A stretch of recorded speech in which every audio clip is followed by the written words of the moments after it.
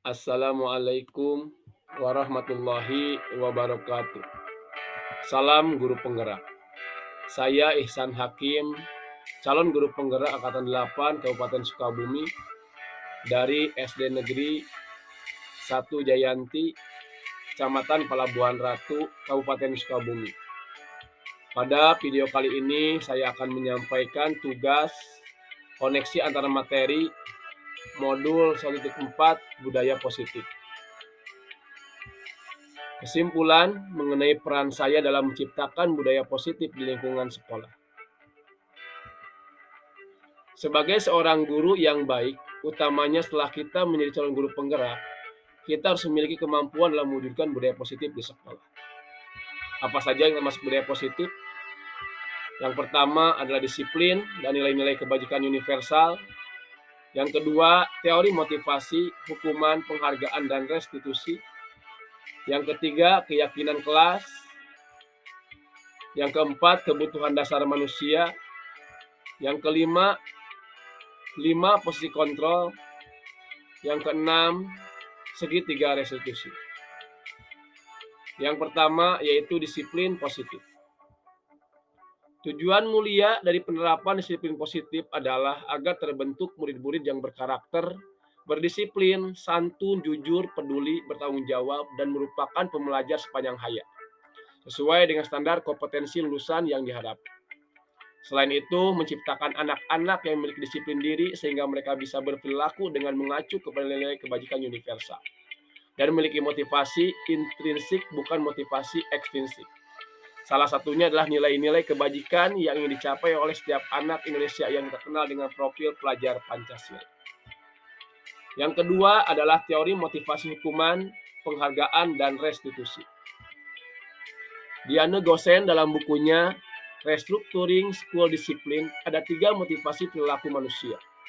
Yang pertama, untuk menghindari ketidaknyamanan atau hukuman, motivasi bersifat eksternal. Yang kedua, untuk mendapatkan imbalan atau penghargaan dari orang lain, motivasi bersifat eksternal. Yang ketiga, untuk menjadi orang yang mereka inginkan dan menghargai diri sendiri dengan nilai-nilai yang mereka percaya, motivasi bersifat internal. Hukuman adalah sebuah cara untuk mengarahkan sebuah tingkah laku agar sesuai dengan tingkah laku yang berlaku secara umum. Hukuman bersifat tidak terencana atau tiba-tiba dan sifatnya satu arah. Penghargaan adalah sesuatu yang diberikan pada perorangan atau kelompok jika mereka melakukan suatu keulungan di bidang tertentu. Restitusi adalah proses menciptakan kondisi bagi murid untuk memperbaiki kesalahan mereka, sehingga mereka bisa kembali pada kelompok mereka dengan karakter yang lebih kuat. Gosen 2004. Restitusi juga merupakan proses kolaboratif yang mengajarkan murid untuk mencari solusi untuk masalah mereka dan membantu mereka berpikir tentang orang seperti apa yang mereka inginkan dan bagaimana mereka harus memperlakukan orang lain. Selsom Gosen 1996. Yang ketiga, keyakinan kelas. Keyakinan kelas merupakan metode untuk menimbulkan kembali disiplin positif yang didasari oleh motivasi dalam diri. Implementasi keyakinan kelas dilatar belakangi bahwa ditemukannya beberapa murid yang masih diingatkan untuk melakukan tindakan kebaikan atau kedisiplinan. Yang keempat, kebutuhan dasar manusia. Ada 5 kebutuhan dasar manusia. Yang pertama yaitu bertahan hidup, survival. Yang kedua, kasih sayang dan rasa diterima. Yang ketiga, penguasaan atau kebutuhan pengakuan atas kemampuan. Yang keempat, kebebasan, kebutuhan akan pilihan. Yang kelima, kesenangan atau kebutuhan untuk merasa senang. Yang kelima, restitusi, 5 posisi kontrol. Diane Gosen dalam bukunya Restitution, Restructuring School Discipline 1998 mengemukakan bahwa guru perlu meninjau kembali penerapan disiplin dalam ruang-ruang kelas mereka selama ini. Apakah telah efektif? Apakah telah berpusat? Memerdekakan murid? Bagaimana dan mengapa? Melalui serangkaian riset dan berdasarkan teori kontrol Dr. William Glasser, Gosen berkesimpulan ada 5 posisi kontrol yang diterapkan seorang guru, orang tua atau atasan dalam melakukan kontrol. Kelima posisi kontrol tersebut adalah penghukum, pembuat rasa bersalah, teman, pemantau, dan manajer. Yang keenam, segitiga restitusi. Pendekatan segitiga restitusi meliputi yang pertama, menstabilkan identitas, stabilize the identity. Yang kedua, validasi tindakan yang salah, validate the misbeh. Yang ketiga, menanyakan keyakinan, seek the belief. Pada modul kali ini, apa keterkaitan budaya positif dengan modul 1.1 yaitu filosofi pendidikan KHD, dengan modul 1.2 yaitu nilai dan peran guru penggerak, dan yang ketiga yaitu keterkaitan dengan visi guru penggerak. Keterkaitan antara modul 1.4 budaya positif dengan modul 1.1 filosofi pendidikan nasional KHD adalah dengan menjalankan budaya positif di sekolah maka akan memudahkan jalan untuk demi tercapainya tujuan pendidikan nasional sesuai dengan filosofi KHD, yaitu pendidikan yang bersifat atau yang berpihak pada murid dan bersifat menuntun tumbuh kembangnya anak atau murid sesuai dengan kodrat alam dan kodrat zaman. Keterkaitan antara modul 1.4 budaya positif dengan modul 1.2 nilai dan peran guru penggerak. Budaya positif akan terwujud apabila seorang guru memiliki 5 nilai dan 5 peran guru penggerak. 5 nilai guru penggerak yaitu berpihak pada murid, mandiri, reflektif, kolaboratif, dan inovatif.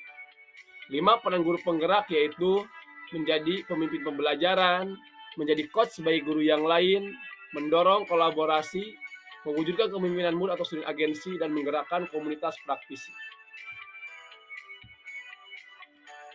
Keterkaitan antara modul 1.4 budaya positif dengan modul 1.3 visi guru penggerak. Visi guru penggerak jelas adalah terbentuknya budaya positif agar menghasilkan sekolah yang aman, tentram, nyaman, dan berpihak pada murid. Untuk mewujudkan visi guru penggerak tersebut dengan pembuatan prakarsa perubahan sesuai filosofi KHD dan profil pelajar Pancasila. Setelah membahas kaitan dengan hal tersebut, kita akan melakukan refleksi.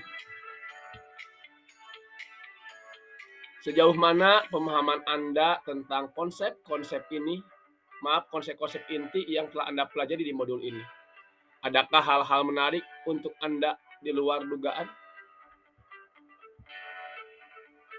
Saya sudah memahami tentang konsep-konsep inti dalam modul budaya positif berkaitan dengan disiplin positif dan nilai-nilai kebajikan universal. Teori motivasi, hukuman, penghargaan dan restitusi, keyakinan kelas, kebutuhan dasar manusia, restitusi 5 posisi kontrol, restitusi segitiga restitusi. Seluruh konsep inti tersebut harus benar-benar diresapi dalam diri, diwujudkan dalam tindakan, dan dibagikan pada rekan guru di sekolah. Hal yang menarik bagi saya dari luar dugaan adalah ketika sebuah kebiasaan seperti pemberian penghargaan berupa hadiah dan piala, terutama untuk murid yang berprestasi, ternyata tidak memiliki arti yang mendalam bagi siswa yang ada. Adalah dampak negatif atau kurang baik, di mana anak lain akan merasa tersakiti sehingga dapat merusak hubungan, menurunkan kualitas anak dan mematikan kreativitas dan bersifat menghukum. Perubahan apa yang terjadi pada cara berpikir Anda dalam menciptakan budaya positif di kelas maupun di sekolah Anda setelah mempelajari modul 1.4 ini? Perubahan yang terjadi adalah saya menyadari posisi kontrol yang biasa saya lakukan di sekolah adalah salah. Biasanya penghukum dan pembuat rasa bersalah atau pemantau. Harusnya posisi kontrol yang saya lakukan adalah teman dan manajer, dan cara menangani masalah adalah melalui segitiga restitusi, menstabilkan identitas, validasi tindakan yang salah, serta menanyakan keyakinan. Pengalaman saat apakah yang pernah Anda alami terkait penerapan konsep-konsep inti dalam modul budaya positif baik lingkungan kelas maupun lingkungan sekolah? Pengalaman yang saya alami adalah ketika ada salah seorang siswa yang sudah datang terlambat ke sekolah. Saya menangani masalah tersebut dengan menggunakan tindakan segitiga restitusi. Perasaan saya sangat termotivasi untuk terus memperbaiki diri dalam mewujudkan budaya positif di sekolah. Hal yang sudah baik menurut saya adalah sudah mulai munculnya motivasi internal pada murid untuk melaksanakan budaya positif di sekolah, sesuai dengan nilai-nilai kebajikan yang diyakini ketika keyakinan kelas dibuat. Yang harus diperbaiki adalah guru bukan seorang penghukum, pemberi rasa bersalah atau pemantau. Bahwa guru adalah pendidik yang harus menjadi teman sekaligus manajer bagi para siswa atau murid-muridnya. Sebelum mempelajari modul ini, ketika berinteraksi dengan murid, berdasarkan posisi kontrol, posisi manakah yang paling sering Anda pakai, dan bagaimana perasaan Anda saat itu setelah mempelajari modul ini. Posisi kontrol apa yang Anda pakai dan bagaimana perasaan Anda sekarang? Apakah ada perubahan? Sebelum mempelajari modul ini, posisi kontrol yang sering saya gunakan adalah penghukum dan pembuat rasa bersalah. Dan perasaan saya saat itu adalah penyesal, merasa bersalah karena selalu saja menghukum anak dengan berbagai cara agar mereka memiliki disiplin tinggi. Setelah mempelajari modul ini, posisi kontrol yang saya gunakan adalah teman dan manajer, dan perasaan saya sekarang adalah lebih tenang dan bahagia. Karena mereka bisa berkomunikasi dengan baik, sehingga mereka memiliki tanggung jawab yang luar biasa. Sebelum mempelajari modul ini, pernahkah Anda menerapkan segitiga restitusi ketika menghadapi permasalahan dengan murid?